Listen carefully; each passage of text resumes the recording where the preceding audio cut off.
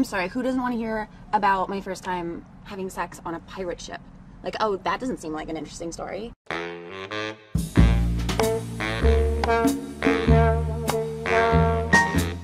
I lost my virginity to Tilda Swinton.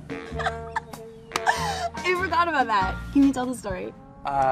We met at a gastropub in Brussels. She complimented my vest, and we are emotionally intertwined, if that makes sense. The first time was in a hotel room, but we have done it covered in paint in a white, sort of whitewashed room. When your bodies are covered in paint, it liberates you physically.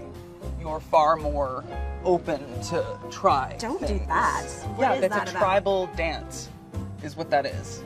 And I find your ignorance to cultural lifestyles to be very appalling. Remember when Dad walked in on you? Like when? Which time? Barbados. Barbados, with Rihanna's brother. Yeah. Well, he walked in on you in England when you were with Prince Harry. Don't. Was the Queen there? No. Okay, I don't know.